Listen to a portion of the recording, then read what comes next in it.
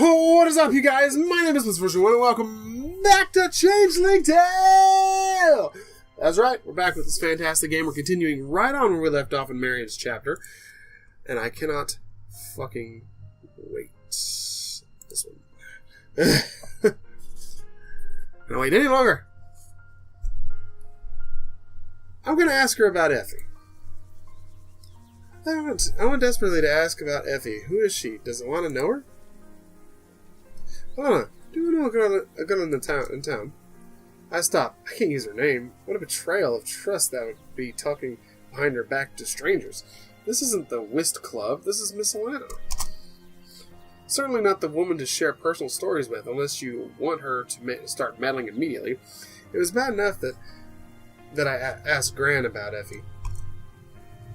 If the whole village started gossiping about her, it would probably drive her right out of town. Who? I can't think of her name. It slips my mind. Though I've seen her at the market several times. My age, younger perhaps. Very jumpy, but very sweet. She's usually in a big floppy hat. Floppy hat?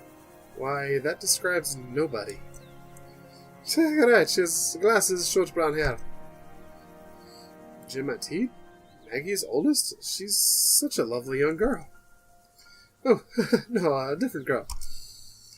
We know most of the town, Malcolm, but certainly not all. What is it you need to ask about? What do I need to know? If Alana has seen a girl with bunny ears, what would the point be? That Alana would track her down to set her straight? Effie seemed quite confident and content with herself. If it's a real, there's no concern is there. If Effie was lying, but why make Alana distraught? Come now, spit it out, Malcolm. Would it be with anyone else?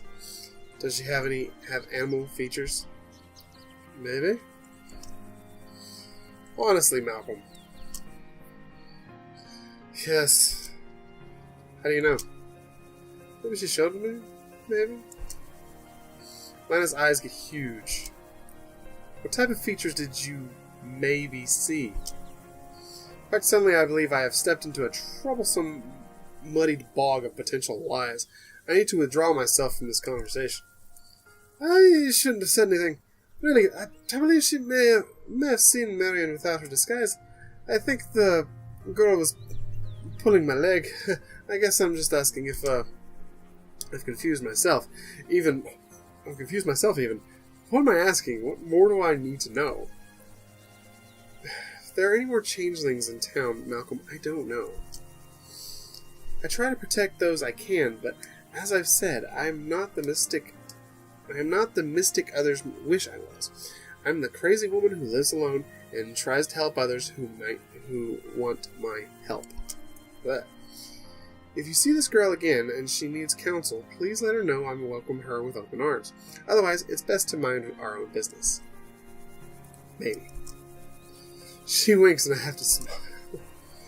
I only mentioned it because Alana places a hand on my shoulder, sending a jolt of electricity through me. I ignore the sensation and continue. Oh, tell me, please. I just believe I need to start looking at the world in an entirely new light. A new view, once again. No, not true, Malcolm. You only need to use the eyes you've always used. They're simply open wider now. You see what others can't or won't. You are blessed as Marion. You are as blessed as Marion, perhaps more so. What was that? Her eyes open because this is who she is. Her eyes are open because this is who she is. She has never had a choice. Your eyes are open because you want them to be. That is the power you have, Malcolm. The power of choice, of acceptance, of willingness to accept others the way they are. To love them, despite what others see as faults. Hold on a second, I gotta fix some. Wow, no wonder it's fucking hot in here. It's goddamn 80 degrees outside. Shut. Okay, there we go. I knew I was gonna beep blink. My phone was still on file transfer instead of charge. Okay. I believe you put too much credit towards me. I simply fell in love with a woman whose heart is much purer than mine. Alana tears up as I speak. Malcolm, your heart can never be given enough credit. Comfort her. Love her. Please. For me, for her, and for you. I just spit on my monitor. She scampers away. I will surely try, Miss Alana. Oh, my knees start to hurt.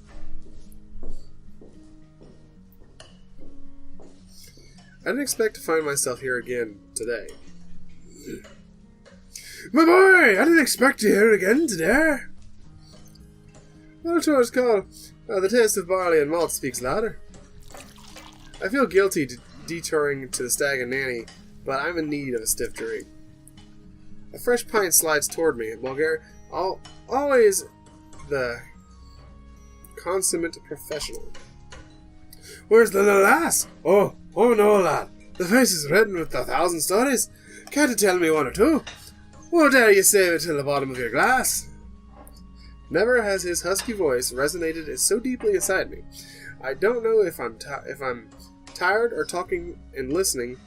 Tired of talking and listening, or want to keep rehashing this insanity to try and make sense of it. Look at her. Have you ever been in love? The thick forearm I see behind my glass starts to swing this way with a rag, sending wet, hoppy droplets onto my head. I see! Not beating around the bush today, are you, lad?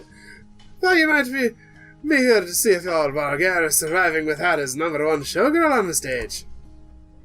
He's not wrong. Jesse's absence leaves the palpable void. The darkness surrounding the piano is ominous even in the daylight. I can't imagine how she would react to her sister's transformation. She always wanted excitement, didn't she? Well, can't top a sister with a genuine fur coat. Yes, I want to know that you're alright, of course. You're not after my well-being. You're after Bulgar's tales of woe.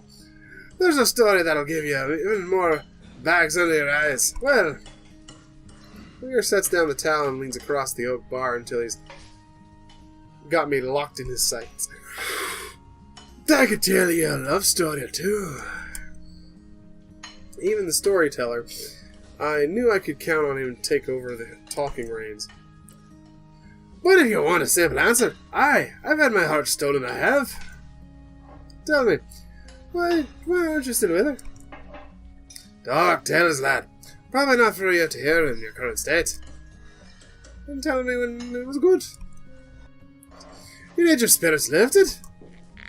I lift my glass to the sky and Bulgar pours a fresh pint and a double shot of whiskey. That I can do. Let me tell you a story of love. He downs half of a pint of his own before starting. I'll try to keep it short, but I've known to spin a long yarn. My true love, my only love, I dare say, that fool woman, that evil, conniving, manipulative woman. I don't think I want to hear what I'm about to hear. She won my heart over by being the kindest, gentlest soul of a bull-headed man like me could ever meet. I laugh out loud and Bulgar joins in. I kid you not, Malcolm. 'Twas the sweetest lass a man ever laid eyes upon. Not the most traditional beautiful, but looks don't matter much in the affairs of the heart. That is fucking true right there. I start to interrupt, but... Sorry. I start to interrupt. That can hardly be true, but maybe he's right. Your eyes see everyone you meet, but your heart only falls for another heart, no matter the appearance. This all happenstance, isn't it? Meeting the woman of your dreams? Or her telling you as much. I chuckle, remembering now how Grant assured me that Marion was fully in charge of my affairs of the heart. Luckily, Marion let me know that I was to fall for her a well and good plan all around. Aye, but let me tell you, falling for a woman like that puts your whole world into perspective. Makes you a better man, eh? Well, that turned out really weird. Bulgair polishes off his beard, shaking his head. That's what it should have done, my boy. Alas, Bulgair was alas. Who's always been more stubborn than smart. My greatest lament is not being a better man for that one woman. And not along realizing that with Marion and I have been to be his present kind, caring shoulder to lean on. Despite all her physical changes, her heart will never be anything less than perfect. The pain of rejection, that Malcolm, is temporary. The pain of regret, it lasts a lifetime. Yeah, I know some of that pain. Oh, Jesus. He looks off for a moment, and I always think I see a small tear in his eye. He pounds the bar, then looks squarely back at me. Pain is temporary. Love is forever. Once you fall for that woman to love, make sure you do it. Give her more than love than you yourself. Even believe you deserve. If you get even half back in return, you're way ahead. Believe you me. Feels like a talk with my gran. What with all the sentimental advice, but Bulgair's story couldn't ring more true. Here I have not just the greatest woman, but the greatest woman for me. It's not her beauty, or whether she can drive a herd or cook a hearty meal for burly fellas like us. It's whether or not that lass will love you forever, through thick and thin. There are the good times and the bad. That's what they say, eh? Horns and all. Jesus. I just wasn't strong enough to make it through the rougher patches. Can you imagine? Bulgair stands proud and flexes his arm. A few cat calls are heard and he waves. You're a good man, Bulgaria. Not strong enough. Not with these +2 and +5 biceps. Oh, yeah. That is a tall tale, sir. I only wish it wasn't true. He gathers his talent glass, pointing toward the men whistling at him. I'm here to earn a living. Let's set to it. Malcolm, follow your heart. Just the only advice I have. And so I'm left behind, alone at the bar, and Bulgair gets back to socializing with the other locals. It's only a minute that I waste ruminating. I'm ready to return to the woman I love. I only hope she still loves me too. I rise to leave and run into that mess of a redhead yet again. Said redhead! She's blonde. Malcolm? Alana, are you following me?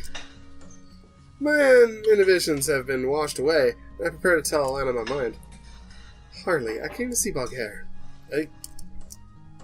Wait! Bulgair? What's all this about, Malcolm? Is this woman giving you a hard time? I dare say, Bulgair, you're the man I've come to hassle. There's quite an empty void up under those stage lights. He and I exchange baffled looks. Aye, just so? Well, what of it? She takes a breath and gives us a look I've never seen from her before. I'm offering my services. My jaw nearly drops to the floor. What has gotten into her? I start to wonder if Marion's transformation has made Alana transform as well. I mean, just look at her hair. It's not red like I thought it was. It's blonde. What kind of offering to become the pub's new chantes, my dear? Singing? No, never. However, I'm thoroughly enjoying the conversation now, and anticipate quite... Oh, fuck. I'm still reading this as Alana. I'm thoroughly enjoying the conversation now and anticipate quite the proposal. Do you keep spare bagpipes here anywhere? Come now, no good Scotsman is without an extra set of bagpipes. He ducks behind the counter and hauls out a heap of tartan and hand-carved wood pipes. Aw, she looks adorable. Here you are, my lady. There may be a little out of tune, but that's nothing a few rounds of whiskey won't fix. Ah, beautiful. Alana straightens her gloves and okay.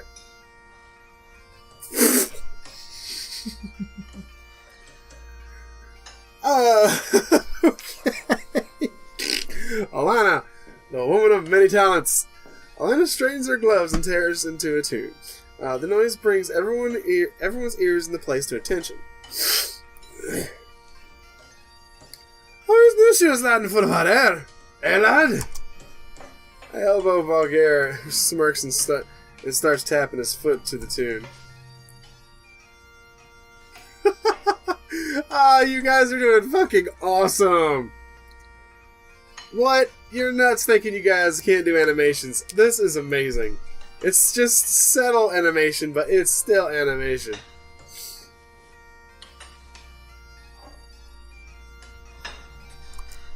Okay, can we move on?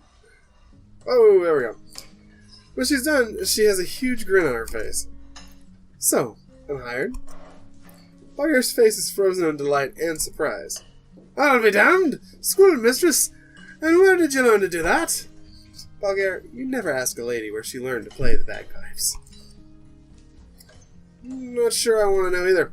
I bid them both a farewell and hurry out before I'm confronted by any new surprises. Can this day get any stranger? Is Bulgaria blushing? And he's got a sweat bead. That, too, I remind myself, is a question best left unanswered. I'm coming, Marian.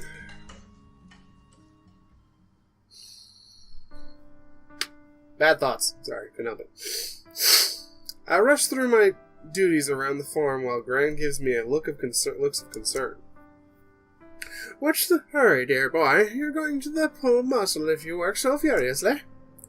There's no use lying to Gran anymore, although I do spare her the details of our last visit with Miss Alana.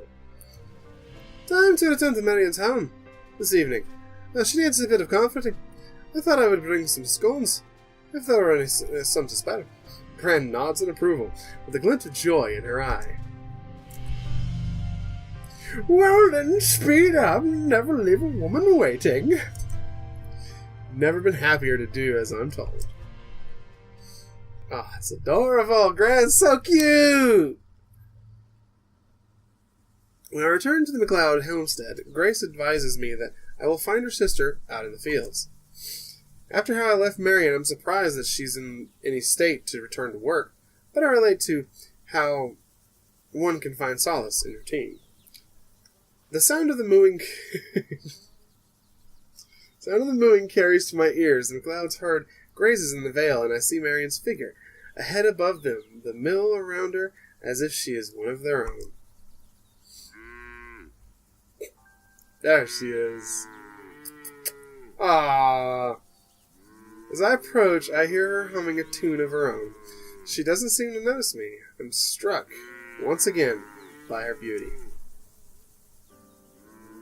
It's not just the way she looks, or even me needing to look past her new body. She carries about her an aura that is brighter than us all. She is the embodiment of what's left in this world. That is the honest, pure, and good. I wave and catch her eye. I hope I'm not interrupting. Never. I was just pondering what's to come. What I've been told today, there's so much running at full speed through my head. It's understandable. When I last left her, she seemed so distant. Now to look at her, I can see hope blooming from within. You look more at peace. Hope I'm not jumping to grand conclusions. Marion offers me her hand, which I take eagerly. Her fingers, while dark and fused, are still hers. They curl around my palm. Thank you for coming back. It's been quite a day, eh?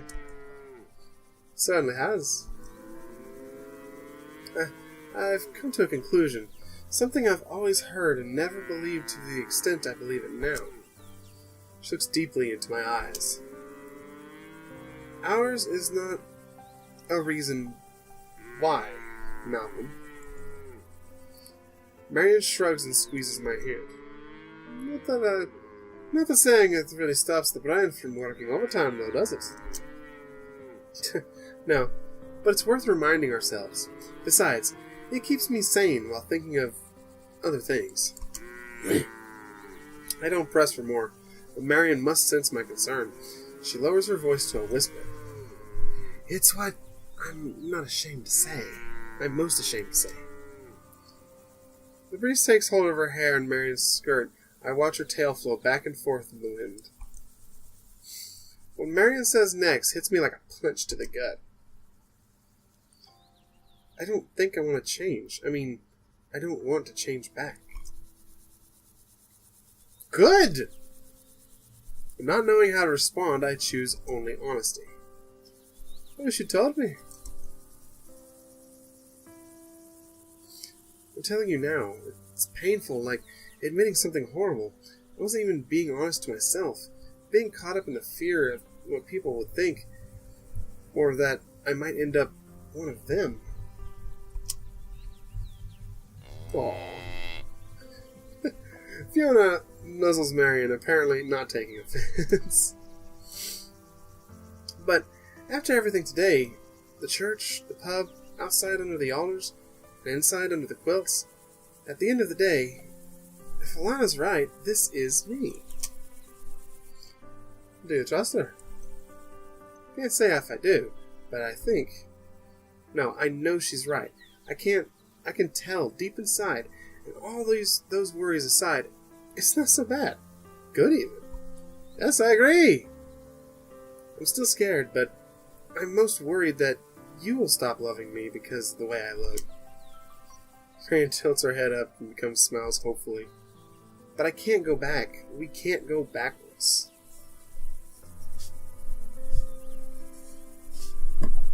There we go. I keep bumping my table and I keep scooching back. Give me a choice. Give me a flip-flop of choice here. This is a good choice moment. The pain inside me evaporates before the warmth of her smile. All that she's been through, and she still only wants to be seen as a good person. That which she already is. What she always has been. Perfect. Marion, I never want to go backwards. I want to be with you. All of you. Just as you are. I can't tell you how many times I pictured hearing you say that. Is this real? Are you real, Malcolm Campbell? Don't pinch me. Oh, it's all really real, Marion. We've come back into each other's lives for reasons that, well, as you said, we ought not question. But here we are, side by side. My whole world has been turned upside down today. Yes, what may be upside down is your right side up. Perhaps, in fact, I've come to a decision. I want to embrace my true nature. I think I like being Fae. Part of something magic, at least. I want to like that. Like it. If that makes sense. Oddly enough, it does. You never know. There may be benefits to this.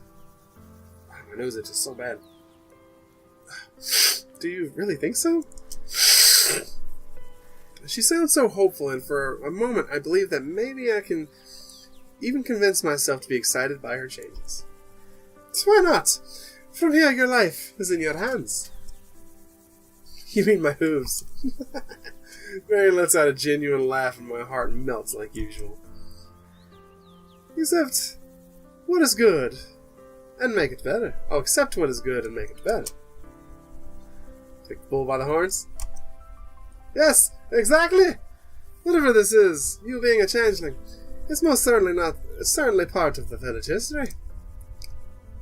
It's mysticism. Yes, definitely. Yes, the two of us are sounding a bit delusional, but romance is intoxicating. All of a sudden, We are two young people in love instead of in turmoil. It's a feeling I never want to lose. I look at you and I only see Marion, a woman I love. Oh, you still love me? Of course, Marion. Always and forever. Malcolm, I love you too, but I have one more confession. My heart stops. I don't know if I can handle any more surprises today. I steel myself for the worst. More of an apology, really. Do you remember when I came by the day Jesse left and I told you that you couldn't save everyone? I do remember. It cut me like a knife when she said it, though I realized it was in the heat of the moment. I truly apologize. I never should have said such a thing. Malcolm, you've completely saved me. You can never know all the good you give in this world. My throat catches. I don't want her to see me cry, but I just can't stop the tears. Tears that have been building for hours, perhaps weeks. Marian, nothing you could say could hurt me. I know you meant no harm. I feel as though there's nothing to forgive. You are so full of kindness, I don't deserve you. I feel the same way. I never imagined being loved for all that I am. She holds me tight and leans in for a kiss. Yes! Is there some tongue going on in there? Where'd my mouse go? Screw it. It's the first time I've kissed her mouth since her changes. Her top lip is broad and soft, like a hide blanket. It's not like leather, though it's pillowy. My lip sinks into hers as I glide them along the top of her mouth. The softness of her skin makes my face feel like it's being brushed with piled cotton. As her tongue slides across mine, I sense its increase in size and length. Instead of being alarmed, it turns me on even more. Her muzzle is warm and lightly damp.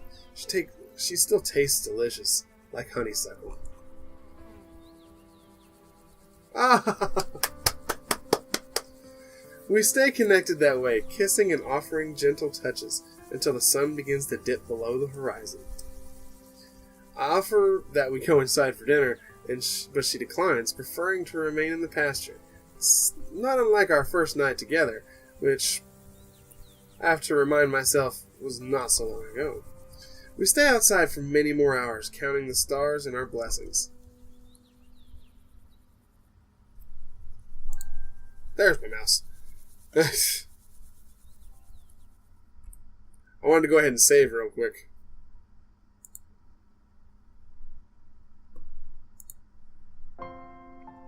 Yay! The transition!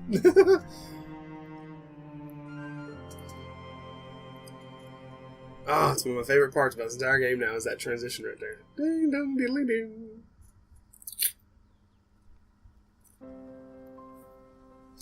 As the day moves forward, Marion seems to come in terms with her new identity.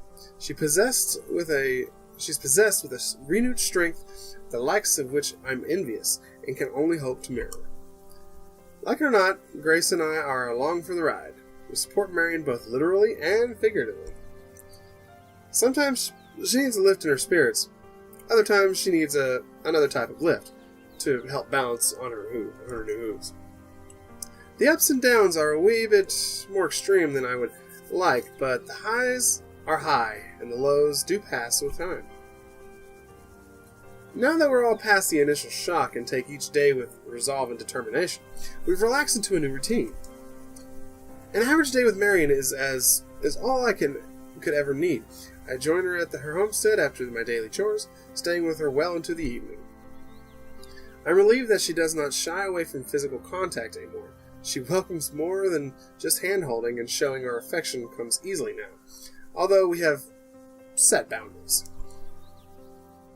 We often fall asleep in each other's arms, only to wake separately, so as not to disturb Gran's sense of decorum. Gran gives me no grief on the nights I come back from the fields. Long after the sun has set, she knows where I am. and we speak of nothing of it beyond shared smiles and nods. The fact that she approves of our courtship of Marion only of my courtship with Marion only adds to my joy. Grant's capacity for acceptance to look at Marion as more than just some alien bovine being astonishes me. As for my own ability to see Marion for more than her non-traditional appearance, that comes from a place deep within me that even I don't comprehend. Grant assures me that the Campbells are men of honor, with an esteem to rival only in any other clan. As much as I want to disagree, I believe there is a patience I possess that is unlike that of others. Either the patience of a naivete, I do not know.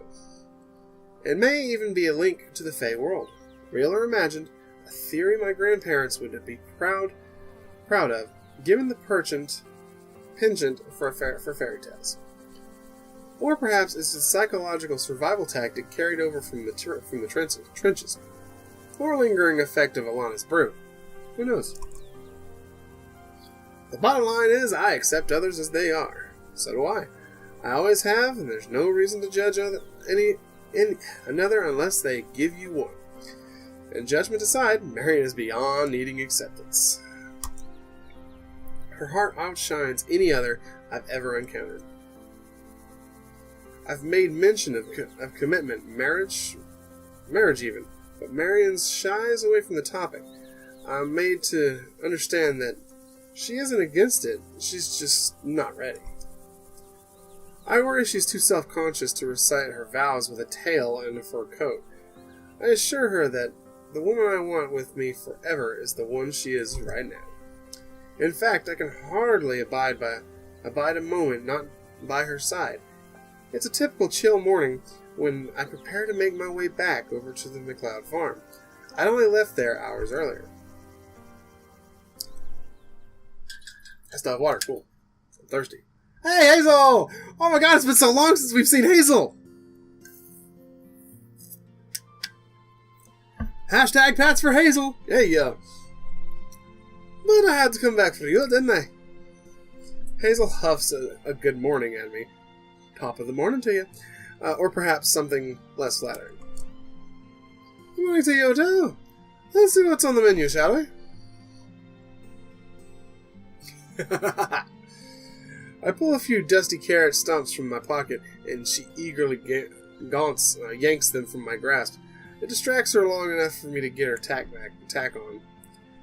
I wouldn't usually ride Hazel over to the next yard, but today is market day, and with Marion homebound, it's up to us to run to the errands and deliver her goods. Hazel, my gal, you're going to find trade today, and not just for the edible kind.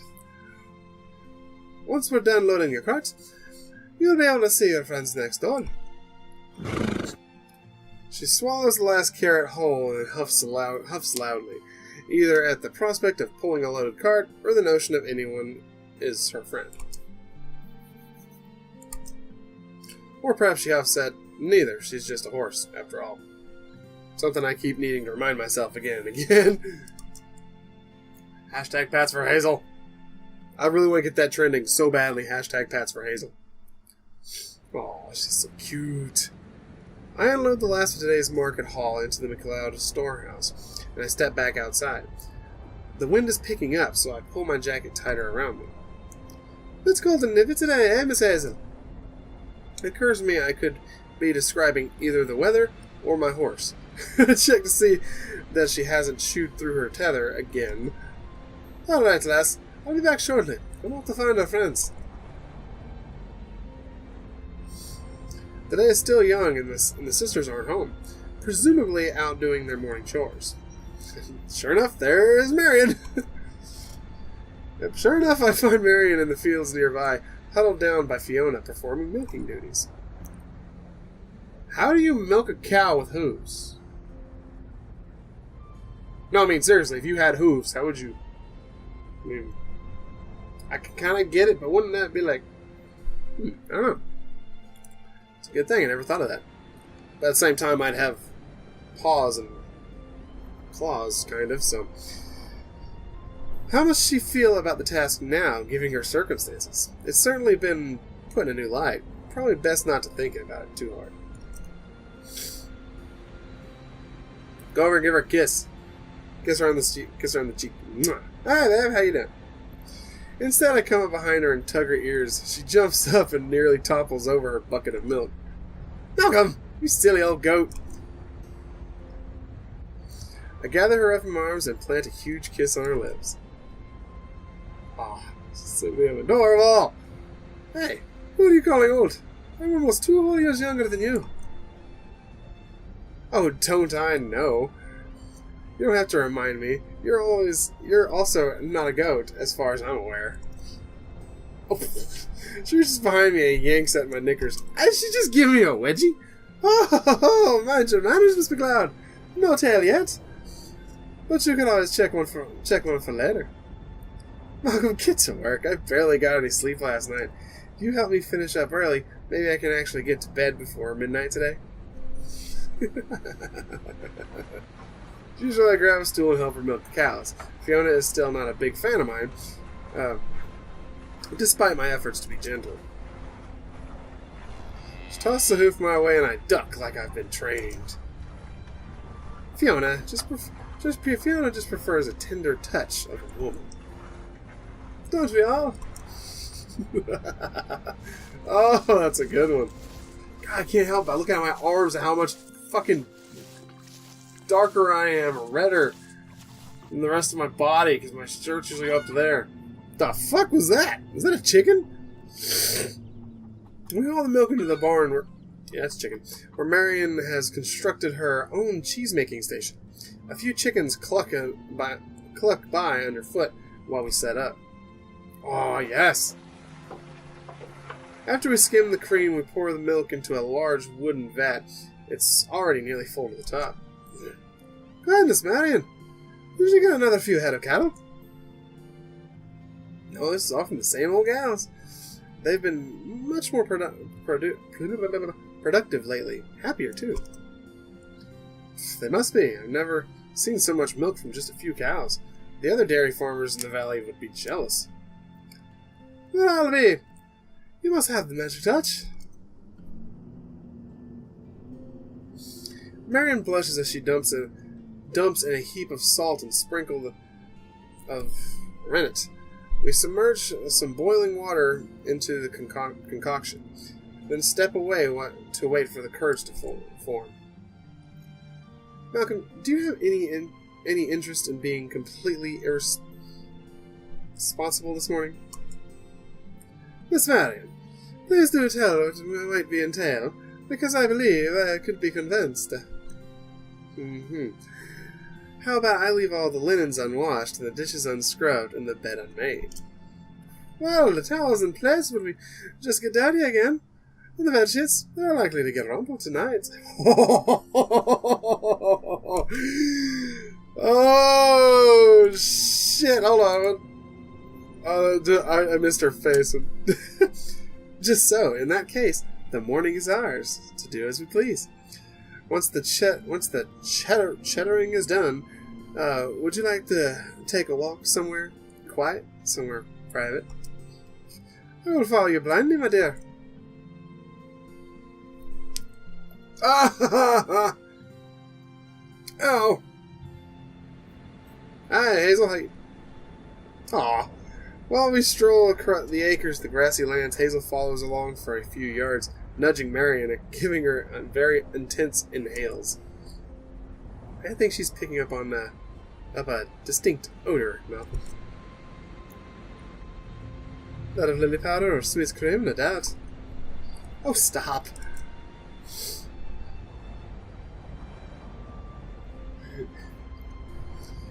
We head into a currant thicket, and Hazel tags along.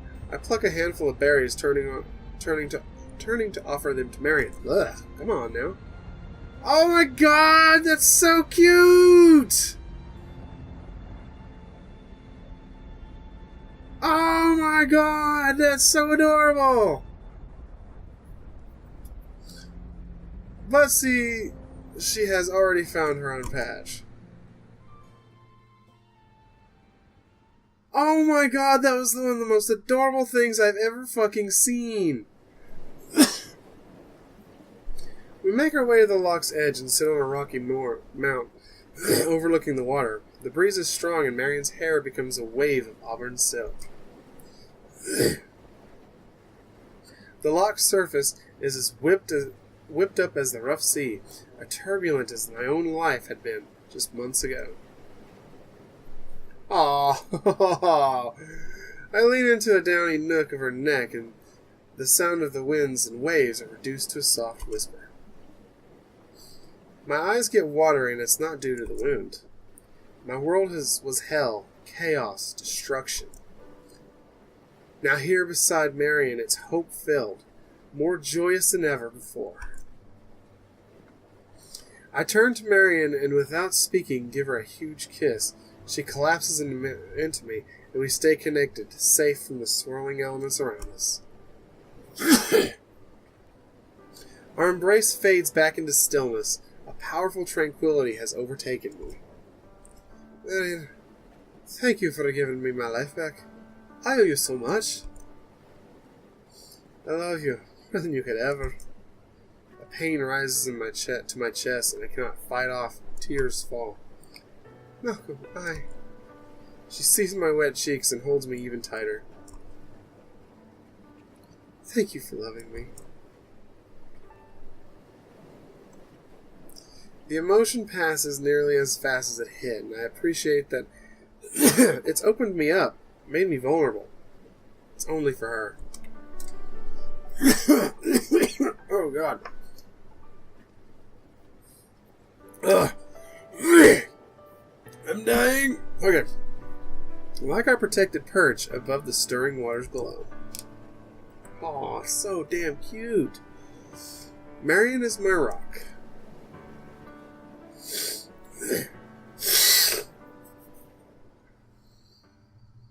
It's so adorable. It's so wholesome. It's so wholesome! I love Marion's chapters. They're so wonderful. I mean, I love the other chapters too, don't get me wrong, but God, you guys make it to where it's so hard to pick just one of the girls, because it's like, honestly, Marion is, right now, she's my biggest favorite because she's gotten this chapter 2. I can't wait to see what you guys come up with Jesse's chapter 2 and Grace's chapter 2. Kind of scared about Grace's chapter 2 with how chapter 1 was with Grace. Wow. Yeah. I can't wait to see what you guys come up with next. But it's so hard to choose one of these 3 girls to kind of ship with. I would have spent an eternity with Marion by the loch. If I could, our time in the... Our time in that little corner of heaven is cut short, though. There's the garden to tend, eggs to collect, cheese to strain. We both know we can't put off our daily responsibilities indefinitely. But perhaps they can wait a moment more. We spike our tea and pull our chairs close together to chat. Marion's as lighthearted as I remember from her tipsy outing at the pub. And Grace come home so bloated last night. It's a small wonder she didn't fall off the Akran to come home. Aye, well, Grace is a small wonder. Yes, she is, that rascal. Much to our surprise, Grace now spends evenings at the Stag and Nanny, doing odd jobs behind the scenes, mostly on nights when the crowds are low. The coin is good, and apparently so are the benefits. It's Bulgare's way of helping the family financially since Jesse's departure. But why a loner like Grace accepted a job beats me. Perhaps the Whisk Club, with its generous helpings of Jim Atit's homemade rum-infused cordial, has given Grace a taste for working at such an establishment. Marion's voice drops to a whisper even though we have the whole house to ourselves. Grace got into a very bad crowd, you see, involving her, Felix, Margaret, and the whole bottle of whiskey. Felix! PewDiePie, how dare you get into this video game? How dare you invade your way into this, Felix? How dare you? Felix and Margaret? But aren't they the only 2 in town who don't drink? Exactly so! We both laugh. How Chris managed to down an entire bottle of whiskey without passing out is beyond me. Sometimes I wonder if inside that small frame she's actually quite the heavyweight.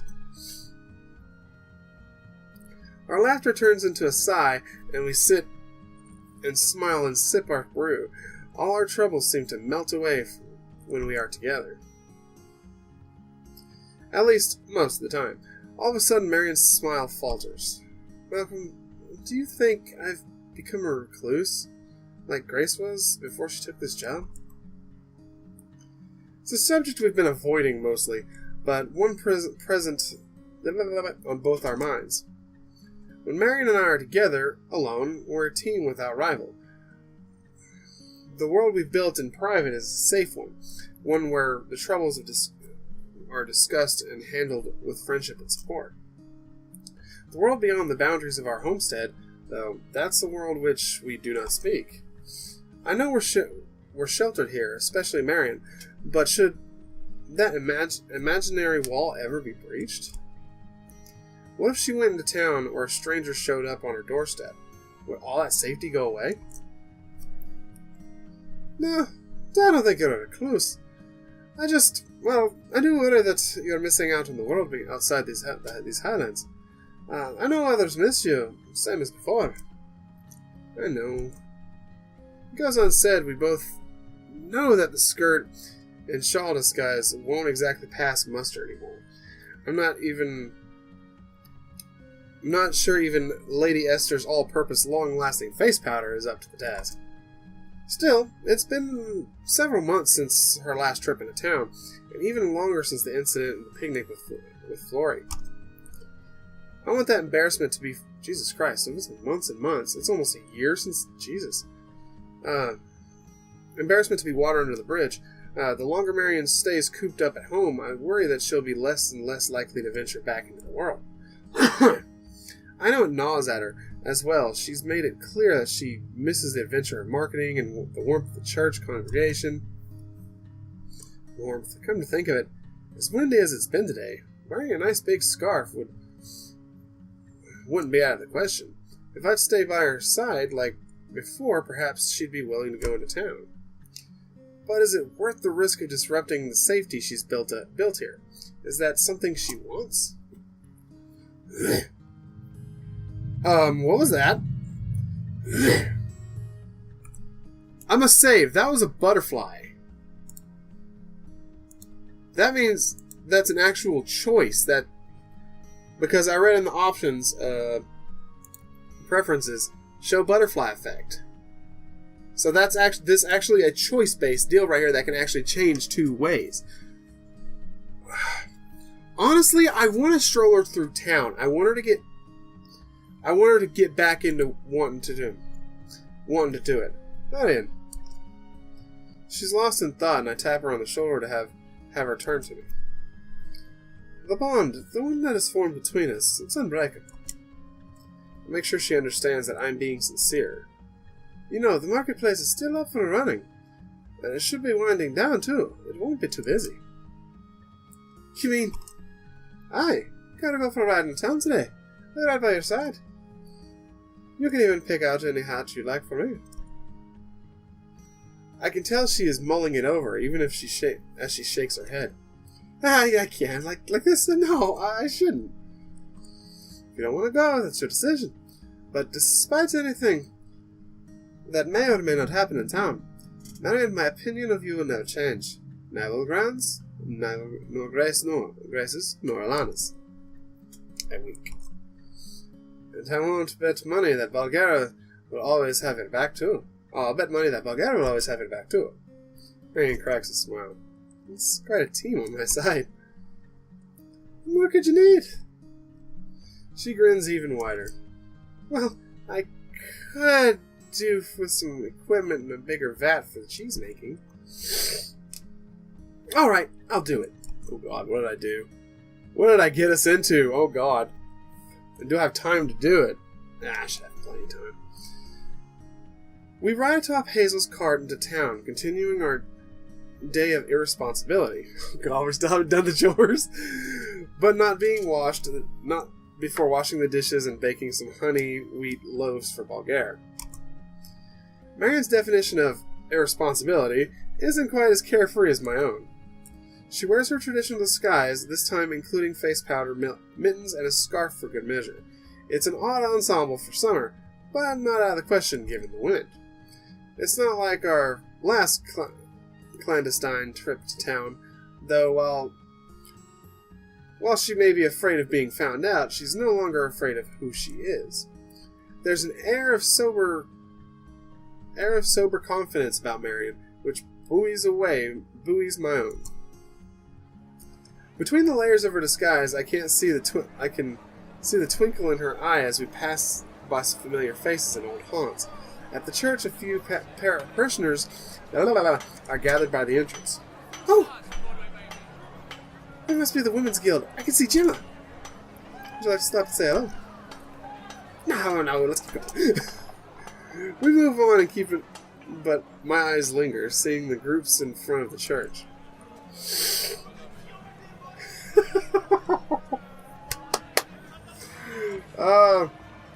An imagine of our nuptials passed through my mind. Marion holding a bouquet, me in the nicest suit and Gran sniffling into her tissues. I said stop! Just stop it, you guys! No singing aloud!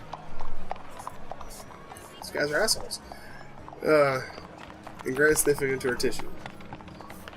And, yeah, that kind of thing. Perhaps Marion nibbling on the bouquet. Just a little. I laugh. Oh, how I hope that image becomes reality. If not soon, someday. That's so funny. Just picturing the looks of the parishioners' faces, they knew our little secrets. It would be the biggest scandal in town, at least until Bulgaire gets that neon sign he's been dreaming of. Oh god, just picture the stag and nanny in neon. Oh god, that would be amazing. I turn my head and give Marion a smile. She leans into my shoulder and I flip the reins to get Hazel moving. Our first stop is the stag and nanny to drop off the warm bread.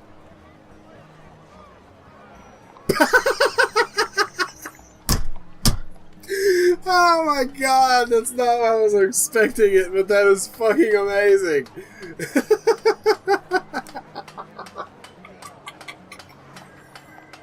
Oh, she's so damn adorable. Are you ready? Ready? She got her hands in her pockets. Oh my god, she's gotta be fucking hotter than hell under all that get-up. Oh, the place is thankfully nearly empty. With noon fast approaching, most of the market goers must already be on their way home. Do my eyes deceive me? Is that lovely Miss Marion McLeod? Oh dear God. Marion blushes but accepts his embrace. I notice a bit of her powder left behind on his shoulder. Welcome, lass! Take off those warm woolens and make yourself comfortable. Ah, well, yeah, it's a bit blustery out, and, out of nowhere a broom wallops that old man in the head. Bulgaire, you never comment on a lady's fashion choices. Hey, Grace, how you doing? Grace appears holding a broom and a dustpan, and she sets them aside and, to my surprise, comes over to hug her sister, as well as I hear her whisper. I'm so happy you came to visit. So, what'll it be, Marion? A pint or two? Oh, no, I just came to deliver these loaves. You're gonna visit Bulgaria and not share a pint? Grace said you'd been under the weather, but heavens, Marion, have you lost your head? Well, maybe just one. How are you gonna drink it, Marion? How is she gonna drink this pint, you guys?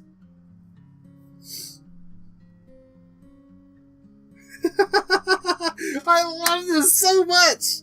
I love it! I fucking love it! The four of us gather around the table and indulge in a round of fresh bread and dark ale. Marion's attempt to nibble and sip from under her shawl are less than discreet. Is everything alright, lass? She's turned herself away just enough to hide her munching muzzle, but I worry Bulgaire thinks she's giving him the cold shoulder.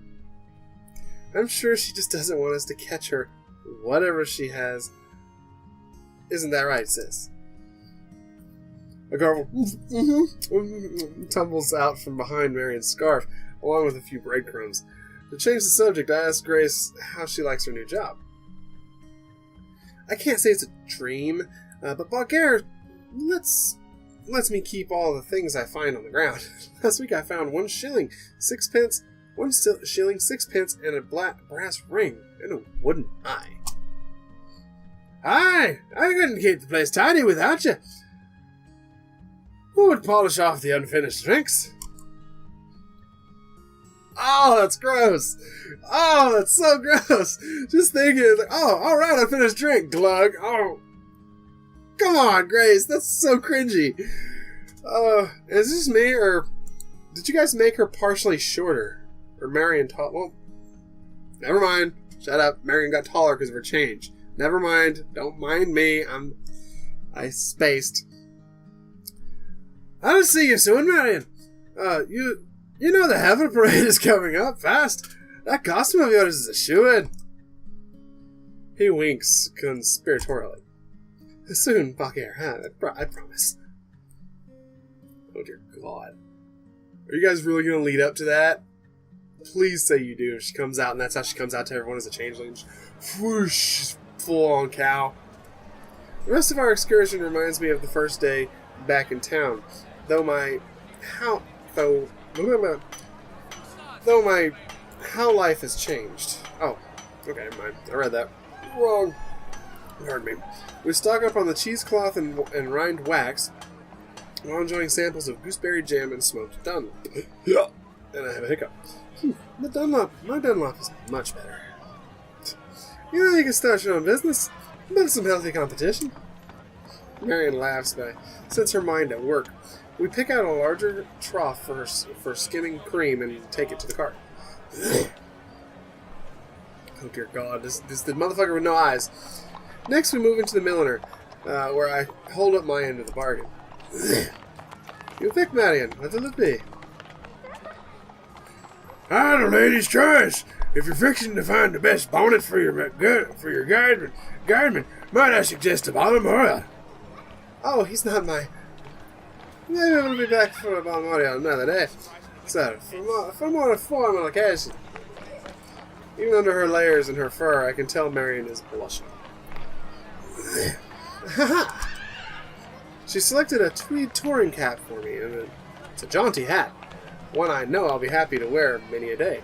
I hand Murdoch some coin and doff my brand new cap.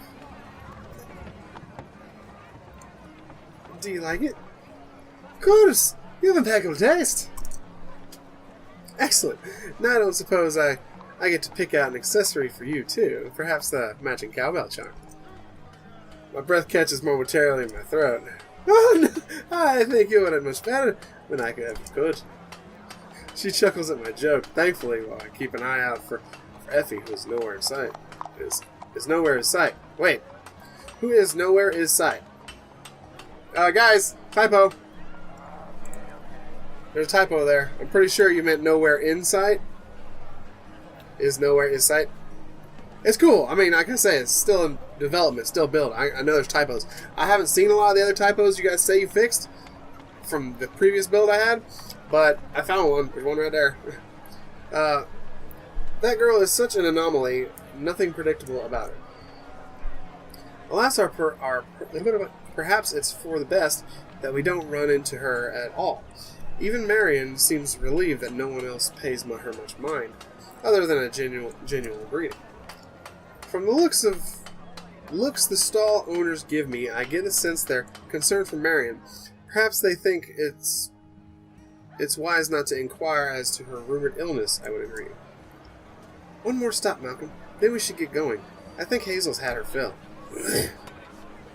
You're probably right. Hazel's probably ready to nip me. She points at my mare, who gnaws at her bit and lead at by the hitching post. And she's drooling. Now let's grab the poor girl on the street. Marion selects 3 plump carrots and fills the bag with Anise candies for herself. We make our way back to save Hazel. Did you miss us? Not as much as if we loaded up the cart. I doubt it. Of course Hazel missed us. Just look at this sweet bonny face. That sweet bonny face is drooling everywhere as she crushes the carrot between her jaws. I can hardly turn away from the spectacle. That is until I hear a small voice behind us. Oh fuck. Miss Marion, I have a tail just like you.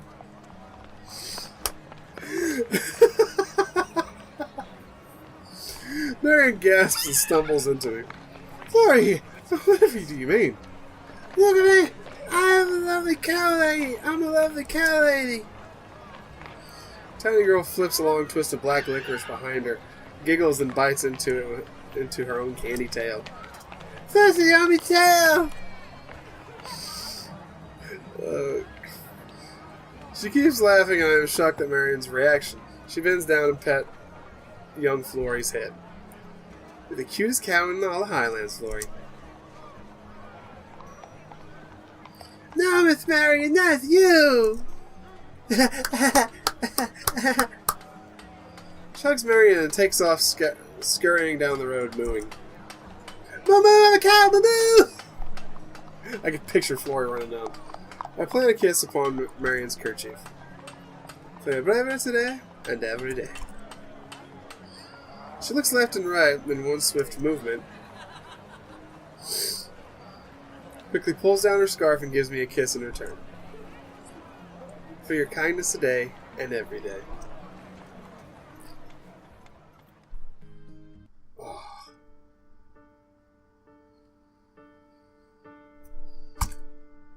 And on that note, you guys, I hate to do it, but I have to end the episode here. I didn't want to save over that. That's okay. I can't imagine the other one being any more funner than that. I've already made my choice. I can always go back off camera and do the other choice later. But I've got to end the episode here, you guys. If I keep on going, I'm going to finish this chapter out right now because, oh my god. But I'm getting really hot. I might do one more episode of this.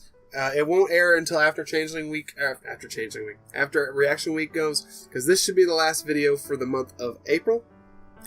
So, if I did my math correctly, which I have not done in the past, hold on, let me double check. Whoops! No, do not save. Okay, I needed my mouse. Yeah, because Alien should have went up on the 29th, and then this goes up on the 30th. So, yeah, this should be the last of April. It's been a crazy month. It's been a great month. You guys have been amazing at hitting the like button, at subscribing to the channel.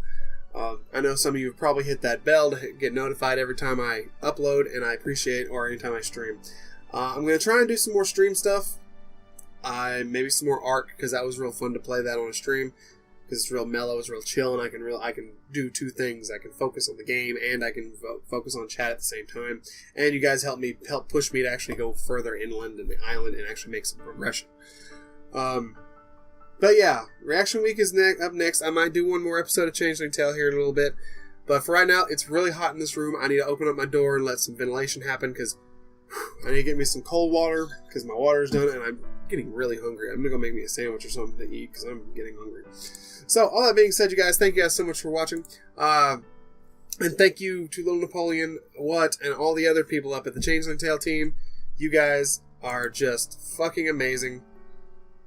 I don't care what you guys say when it comes to animations and stuff. You guys do amazing work of what you guys do. Even just the subtle animations you do is what makes this game even better than it ever was when I first found this build up on itch.io.